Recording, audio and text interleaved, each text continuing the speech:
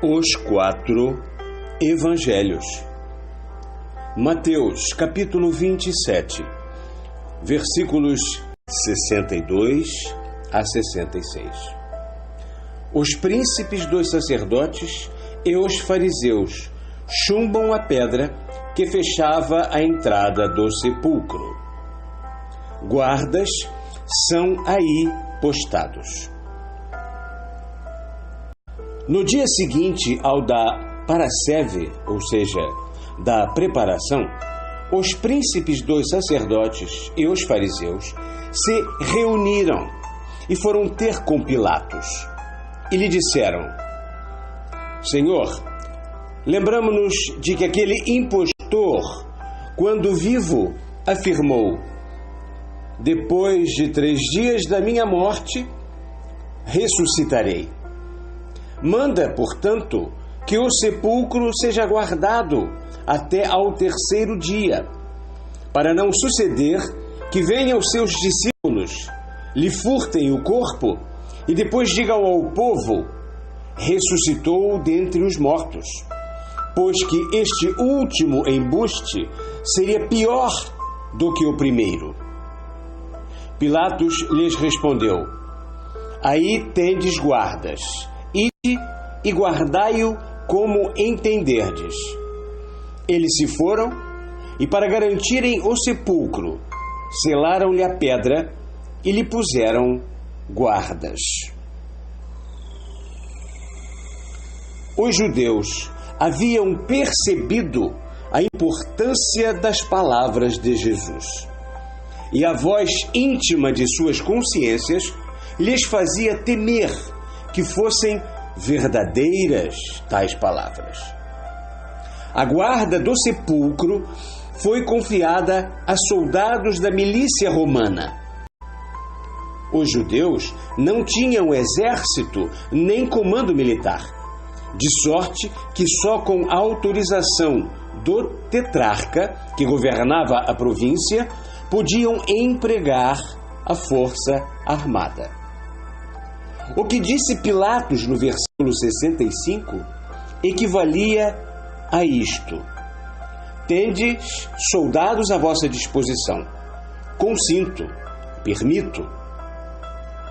Os príncipes dos sacerdotes e os fariseus, que sabiam haver Jesus dito que ressuscitaria 3 dias depois de sua morte, tinham o maior interesse em lhe conservar o corpo como elemento de prova, a fim de poderem confundir o mestre e seus discípulos, mostrando ao povo caso estes últimos tentassem espalhar o boato da ressurreição. Disporiam assim de uma arma segura para combater e aniquilar os inimigos da fé que professavam, desmascarando-lhes a impostura. Tomaram por isso todas as precauções para uma vigilância eficaz, esperando que, acabada a festa do sábado, pudessem dar os passos necessários no sentido de confiar à autoridade o encargo de vigiar a gruta e de, assim, lhes salvaguardar os interesses.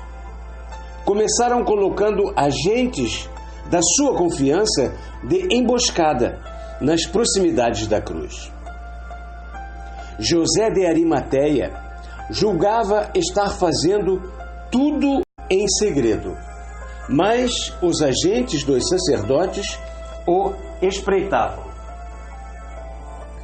Uns foram informar a seus amos do que estava ocorrendo, enquanto outros permaneceram de guarda à gruta, a fim de se certificarem de que ninguém mais penetrara lá.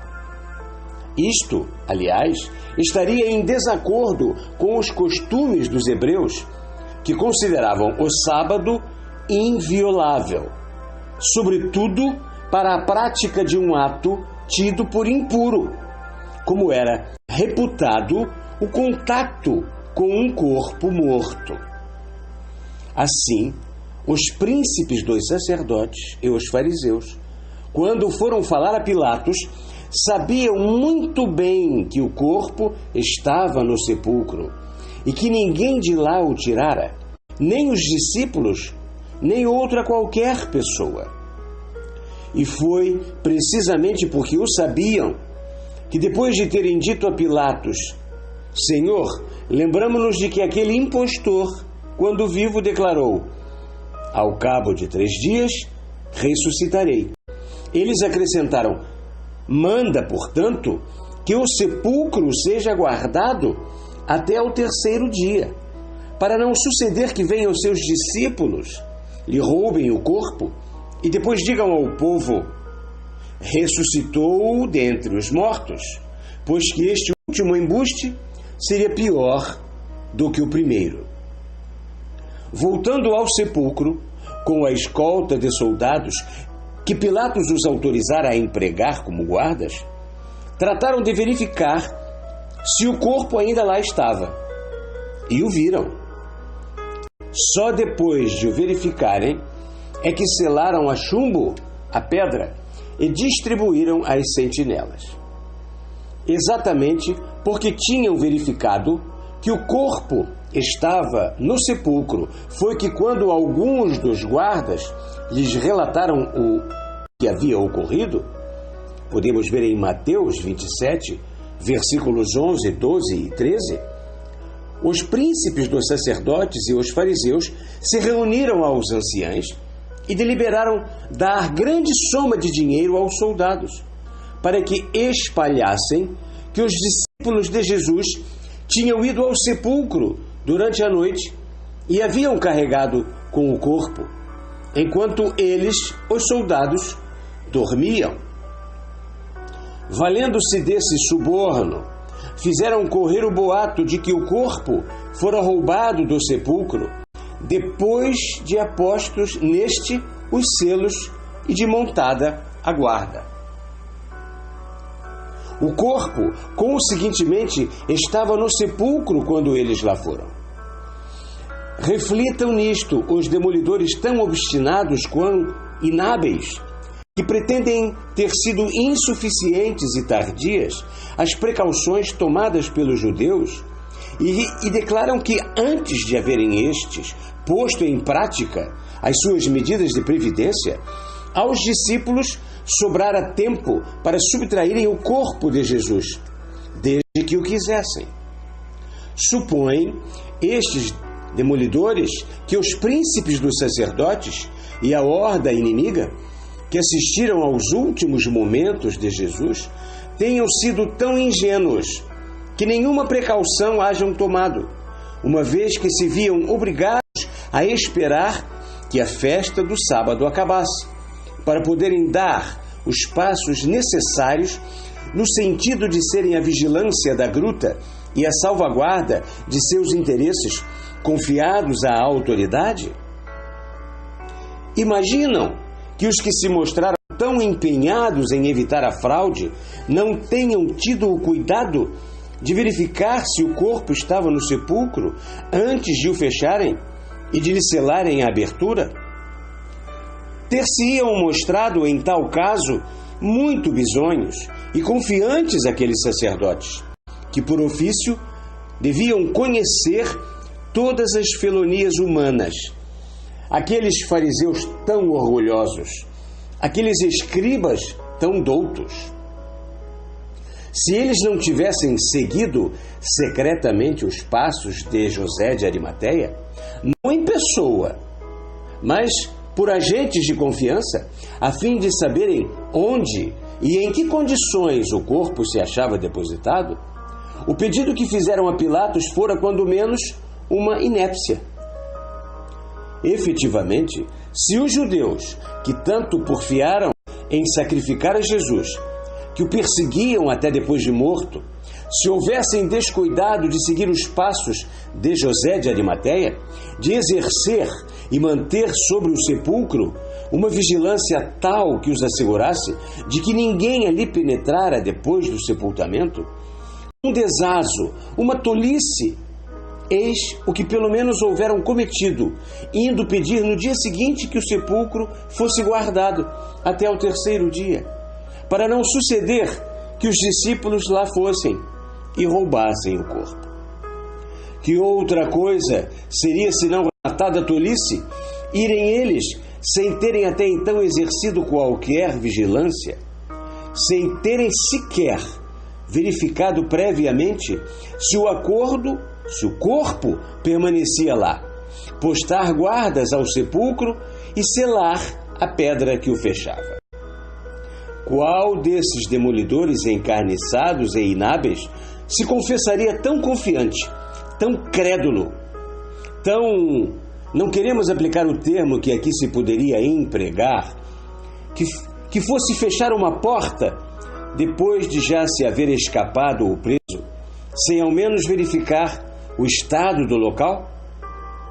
A quem quer provar demais, acontece muitas vezes chegar a resultado contrário ao que se propunha obter.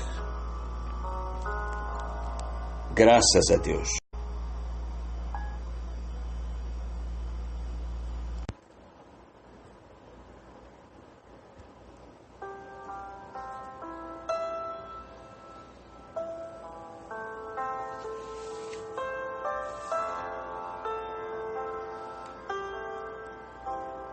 Os 4 Evangelhos. Mateus, capítulo 28, versículos 1 a 15. Marcos, capítulo 16, versículos 1 a 11. Lucas, capítulo 24, versículos 1 a 12. Visita de Maria Madalena e das outras mulheres ao sepulcro. A pedra que lhe fechava a entrada é encontrada com os selos partidos e derribada. Aparição dos anjos às mulheres. Narrativa que os guardas fazem do que se passara aos príncipes dos sacerdotes. Estes subornam os guardas. Aparição de Jesus a Maria e às outras mulheres. Narrativa que estas fazem aos discípulos, Pedro e João. À vista do que elas contam, visitam o sepulcro. Mateus. Passada aquela semana, ao raiar do primeiro dia da semana seguinte, Maria Madalena e a outra Maria foram ver o sepulcro. Houve de súbito um grande terremoto, pois que um anjo do Senhor desceu do céu, removeu a pedra posta à entrada do sepulcro e se sentou sobre ela. Seu semblante tinha o brilho de um relâmpago e suas vestes eram brancas como a neve. Tal pavor causou ele aos guardas que estes ficaram como mortos. Dirigindo-se às mulheres, disse o anjo: Vós outras nada temais, porquanto sei que procurais a Jesus, que foi crucificado. Ele aqui não está, pois que ressuscitou, como o dissera. Vinde e vede o lugar onde o Senhor fora colocado. Dai-vos pressa em ir dizer a seus discípulos que ressuscitou. Ele vos precederá na Galileia. Lá o vereis, eu vou-lo predigo. Elas partiram apressadamente do sepulcro, amedrontadas, mas ao mesmo tempo cheias de contentamento, e correram a dar a notícia aos discípulos. E eis que Jesus lhes surgiu diante e disse: Salve! Elas se aproximaram dele, abraçaram-se-lhe aos pés e o adoraram. Disse-lhes então Jesus: Nada temais. Ide dizer a meus irmãos que vão para a Galileia, que lá me verão. Enquanto elas iam indo seu caminho, alguns dos guardas foram à cidade e referiram aos príncipes dos sacerdotes tudo o que sucedera. Estes se reuniram em conciliábulo com os anciães e deram grande soma de dinheiro aos soldados, recomendando-lhes que dissessem: seus discípulos vieram durante a noite e o roubaram, enquanto nós dormíamos. Se isto chegar aos ouvidos do governador, nós o persuadiremos e vos garantiremos. Os soldados receberam o dinheiro e fizeram como lhes fora recomendado. E até hoje, essa versão que eles espalharam tem curso entre os judeus. Marcos. Passado o dia de sábado, Maria Madalena e Maria, mãe de Tiago, e Salomé compraram aromas para embalsamarem a Jesus. E no primeiro dia da semana, tendo partido muito cedo, chegaram ao sepulcro ao nascer do sol. Diziam entre si: quem de nós há de remover a pedra da entrada do sepulcro? Mas, olhando, deram com a pedra, que era muito grande, já removida. Entrando no sepulcro, viram, sentado do lado direito, um mancebo, envolto num alvo manto, e ficaram muito espantadas. Ele, porém, lhes disse: não vos assusteis. Buscais a Jesus de Nazaré, que foi crucificado. Ele ressuscitou. Não está aqui. Vede o lugar onde o puseram. Mas ide dizer a seus discípulos e a Pedro que ele vos precederá na Galiléia. Lá o vereis, conforme ele mesmo o disse. Elas logo saíram do sepulcro e dali fugiram, pois que as haviam assaltado o espanto e o medo. Nada a ninguém disseram, tal o pavor de que se achavam possuídas. Jesus, que ressuscitara de manhã cedo, no primeiro dia da semana, apareceu primeiramente a Maria Madalena, da qual havia expulsado 7 demônios. E ela foi levar a notícia aos que haviam andado com ele, os quais estavam aflitos e chorosos. Eles, porém, ouvindo-a dizer que Jesus estava vivo e que fora visto por ela, não o acreditaram. Lucas. Mas, no primeiro dia da semana, foram elas muito cedo ao sepulcro, levando os aromas que haviam preparado.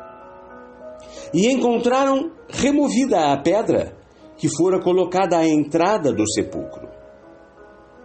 Entraram em seguida neste, e lá não acharam mais o corpo do Senhor Jesus. E como diante disso ficassem consternadas, eis que lhes surgiram 2 homens, vestidos de refulgentes roupagens. Mostrando-se elas amedrontadas a olhar para o chão, disseram-lhes eles: por que procurais entre os mortos aquele que está vivo? Ele não está aqui, ressuscitou. Lembrai-vos do que vos declarou quando ainda se achava na Galiléia, dizendo: cumpre que o Filho do Homem seja entregue às mãos dos pecadores, seja crucificado e ressuscite ao terceiro dia. Elas então se lembraram das palavras de Jesus. Ao voltarem do sepulcro, referiram tudo isso aos 11 apóstolos e a todas as demais pessoas. As que narraram todas essas coisas aos apóstolos eram Maria Madalena, Joana, Maria, mãe de Tiago, e as outras que com essas estavam. Aos apóstolos, porém, o que elas diziam se figurou um devaneio, e eles não lhe deram crédito. Pedro, entretanto, se levantou e correu ao sepulcro. e, abaixando-se, só viu o lençol no chão. Voltou maravilhado do que sucedera. As narrativas de Mateus, Marcos e Lucas, confrontadas com as de João, no capítulo 20, versículos 1 a 18, da qual não devem ser separadas, se completam reciprocamente. Debaixo da influência espírita, cada evangelista conservava a independência da natureza que lhe era peculiar. Eis como se explica que, escrevendo eles, de acordo com as versões correntes e por inspiração, de um lado, varie quanto à forma, embora permaneça o fundo sempre o mesmo, a narração de fatos que ocorreram sob suas vistas. E de outro lado, que o que haja de incompleto ou de omisso em a narração de um seja mencionado sob a ação mediúnica nas dos outros. É nesse sentido que cada evangelista teve a sua parte na narrativa. Daí resulta que, coordenando e pondo em concordância as dos quatro, os fatos vêm a ficar estabelecidos de modo integral, assim no conjunto que nas minúcias. Ao que todos então acreditavam como cumpria que acontecesse, os motivos já foram expostos, Jesus se achava revestido de um invólucro material humano, tal qual os vossos, de sorte que, também na opinião de todos, ele sofrera uma morte real, como a que sofreis. A presença das mulheres no sepulcro era esperada, e o embalsamamento do corpo, sobre o qual iam derramar perfumes, tinha que se efetuar logo que despontasse o sol do primeiro dia da semana por vir. Passado o dia de sábado, Maria Madalena, Maria, mãe de Tiago e de Salomé, Joana e as outras, que com elas andavam juntas, partiram à alta madrugada, quando o dia mal começava a alvorecer, e chegaram ao sepulcro ao nascer do sol, levando os aromas que haviam comprado e preparado para o embalsamamento do corpo de Jesus. Diziam entre si: quem nos tirará a pedra da entrada do sepulcro? De repente, um grande terremoto se fez sentir. E no mesmo instante, a pedra que fechava a entrada do sepulcro, quebrados os selos que lhe haviam aposto, foi atirada para o lado. De tal pavor se encheram os guardas que ficaram como mortos. Então, as mulheres viram, elas e não os guardas, pois só elas eram médios videntes e, além disso, audientes. Viram um anjo do Senhor, viram um espírito superior, cujo semblante resplandecia, qual relâmpago, e cujas vestes eram alvas como a neve, que, tendo descido do céu, se assentara sobre a pedra, por ele removida do lugar. É o que as narrações de Marcos, Lucas e João, incompletas pela omissão dos pormenores, referem, dizendo que Maria Madalena e Maria, mãe de Tiago e de Salomé, olhando, deram com a pedra, que era muito grande, já removida, o que consta em Marcos. Que as mulheres encontraram removida a pedra, que fora colocada à entrada do sepulcro, está em Lucas 24, versículo 2. Que Maria Madalena viu que a pedra fora tirada do sepulcro, João 20, versículo 1. O anjo, dirigindo-se às mulheres, disse: vós nada temais, porquanto sei que procurais a Jesus, que foi crucificado. Ele aqui não está, pois que ressuscitou, como o dissera. Vinde e vede o lugar onde o Senhor foi colocado. Dai-vos pressa em ir dizer a seus discípulos que o Mestre ressuscitou. Ele vos precederá na Galiléia. Lá o vereis, eu vou-lo predigo. Mateus 28, versículos 5, 6 e 7. Entrando no sepulcro, com o anjo que lhes acabara de falar, viram elas outro anjo, um espírito, que tomaram por um mancebo, sentado do lado direito do sepulcro, envolto num alvo manto, e ficaram muito espantadas. É o que Lucas refere na sua narração, incompleta pela omissão dos pormenores, e segundo a qual as mulheres entraram em seguida no sepulcro.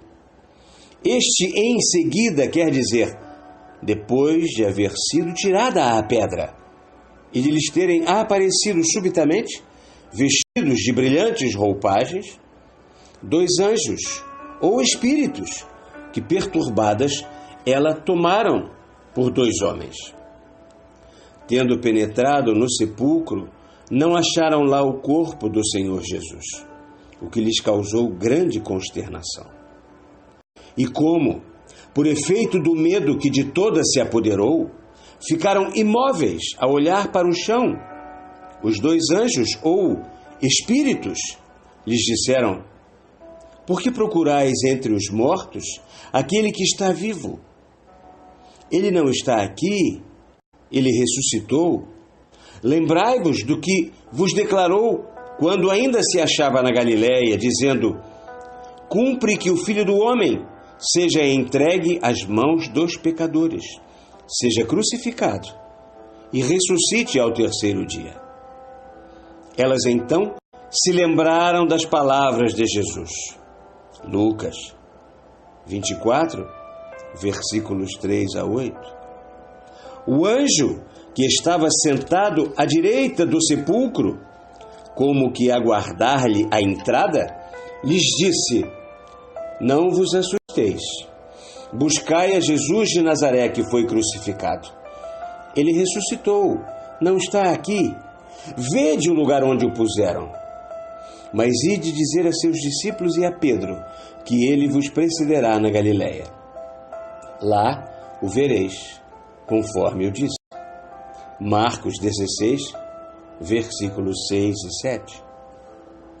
Elas saíram imediatamente do sepulcro, amedrontadas, mas ao mesmo tempo cheias de contentamento, e fugiram, pois que as haviam assaltado o espanto e o medo.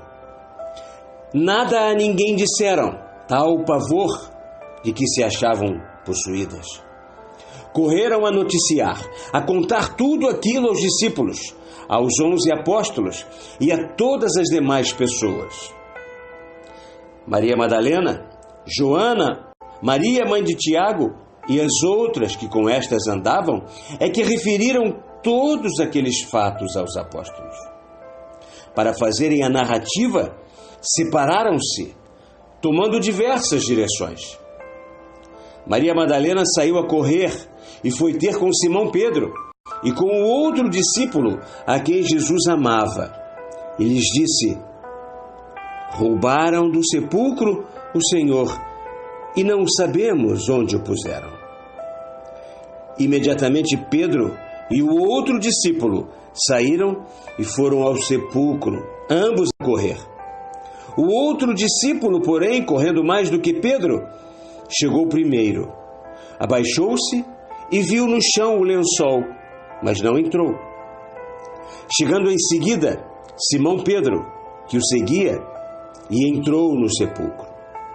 Viu o lençol que lá estava, bem como o sudário que haviam posto sobre o rosto de Jesus. O sudário, entretanto, não se achava junto com o lençol, e sim dobrado a um canto. Então, o outro discípulo, que primeiro chegara, entrou também, viu e acreditou. Em seguida, ambos voltaram para casa. João 20, versículo 2 a 10. Segundo a narração de Lucas, incompleta pela omissão dos pormenores, embora lhes parecesse, assim como a João, um devaneio, o que Maria Madalena lhes contara, e não lhe dessem crédito, Pedro se levantou e correu ao sepulcro. Aí se abaixou, como o fizera João, que chegara primeiro do que ele, para observar antes de entrar, e só viu o lençol que estava no chão. Regressou à casa, depois de haver entrado no sepulcro, admirado do que sucedera. Mas Maria Madalena, que voltara ao sepulcro com Pedro e João, ficou da parte de fora a chorar. Chorando, ela se abaixou para olhar dentro do sepulcro e viu 2 anjos, vestidos de branco, e sentados no lugar onde estivera o corpo de Jesus, um do lado da cabeça, o outro do lado dos pés. Disseram-lhes eles: mulher, por que choras? Maria respondeu: é que levaram daqui o meu Senhor, e não sei onde o puseram. Acabando de dizer isso, ela se voltou e viu a Jesus de pé, mas sem saber que era ele. Jesus então lhe disse: mulher, por que choras? A quem procuras? Ela, pensando que fosse o jardineiro, respondeu: Senhor, se foste tu que o tiraste daqui, dize-me onde o puseste, e eu o levarei comigo. Jesus disse apenas: Maria. Logo, ela se virou e exclamou: Rabone, que quer dizer mestre. Jesus lhe observou: não me toques, pois que ainda não subi a meu Pai. Mas vai ter com meus irmãos e dize-lhes de minha parte: eu subo a meu Pai e vosso Pai, ao meu Deus e vosso Deus. É o que refere Marcos, na sua narração incompleta, pela omissão dos pormenores, nestes termos: Jesus, que ressuscitara de manhã cedo no primeiro dia da semana, apareceu primeiramente a Maria Madalena, da qual expulsara 7 demônios. Tendo ido levar a notícia dessa aparição de Jesus aos que com ele haviam andado, então, aflitos e chorosos, Maria Madalena, que se separara das outras mulheres para correr em busca de Pedro e de João, se encontrara de novo. As encontrara aquelas mulheres outra vez. E eis que Jesus lhes surgiu pela frente e disse: Salve! Elas se aproximaram dele, abraçaram-se-lhes aos pés e o adoraram. Disse-lhes então Jesus: nada temais, ide dizer a meus irmãos que vão para a Galileia, que lá me verão. Enquanto elas iam indo seu caminho, alguns dos guardas foram à cidade e referiram aos príncipes dos sacerdotes o que havia acontecido. Estes se reuniram em conciliábulo com os anciães e deram grande soma de dinheiro aos soldados, recomendando-lhes que dissessem: seus discípulos vieram durante a noite e o roubaram enquanto dormíamos. E acrescentaram: se isto chegar aos ouvidos do governador, nós o persuadiremos e vos garantiremos. Os soldados receberam o dinheiro e fizeram o que lhes tinha sido recomendado.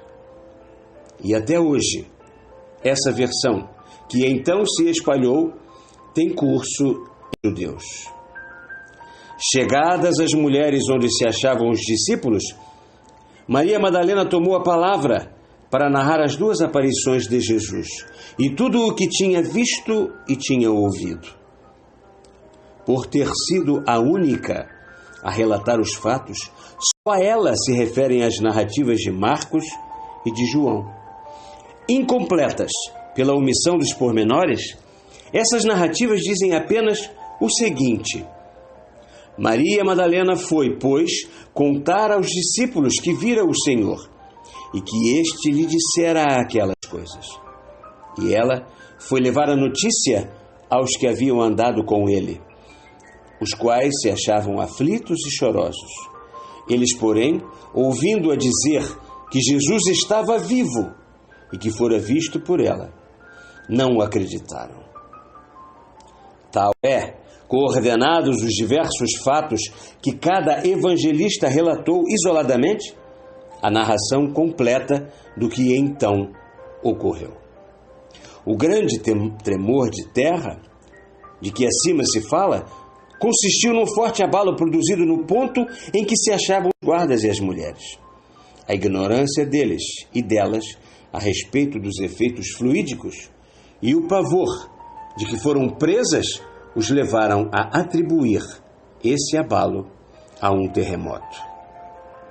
Tal manifestação, que pode e deve parecer pueril aos espíritos fortes, teve por fim encher de assombro os guardas do sepulcro e imprimir mais força ao que era um prodígio para eles, que viam tomadas de igual pavor as mulheres ali vindas em busca do corpo de Jesus, quando houvessem de dar testemunho dos fatos aos príncipes dos sacerdotes e depois no trato com os outros homens. O abalo, considerado um tremor de terra, e o derribamento da pedra foram dois atos simultâneos, produzidos fluidicamente por espíritos prepostos a tais efeitos físicos, de acordo com a vontade do anjo ou espírito superior. O abalo dado ao solo, bem como o deslocamento da pedra e a sua deslocação, o descolamento e sua deslocação, pela força atrativa dos fluidos combinados para esse resultado, nenhuma admiração podem causar aos que compreendem os efeitos que os Espíritos do Senhor produzem. Não lhes podem causar mais admiração do que o fato de se abrir por si só a porta da prisão de Pedro e do que o despedaçamento das correntes que o prendiam. Atos dos Apóstolos, capítulo 5, versículos 18 a 19 e 22 a 23, e capítulo 12, versículos 3 a 10. Quanto aos que negam a todo transe, o dia deles chegará, e para eles também se fará a luz. Mas a esses ainda não fomos enviados. Sempre que haja no homem uma ideia preconcebida, não se deve procurar violentá-lo para que a abandone, e sim esperar do seu livre-arbítrio, do tempo e da reencarnação, que com a expiação e a reparação é via e meio de progresso moral e intelectual, se abram os olhos a eles para a luz. Somos mandados aos obreiros de boa vontade. Arrodeamos as terras áridas, por mais secas e duras que sejam. Mas deixamos ao tempo o trabalho de pulverizar os rochedos, cuja dureza atual resistiria aos nossos esforços. Temos por missão preparar os materiais esparsos, reuni-los um a um e dispô-los para aquele que dará bases sólidas às vossas crenças. Não tenteis penetrar o sentido destas nossas palavras. A seu tempo, elas serão compreendidas. Não iremos mais longe. Graças a Deus.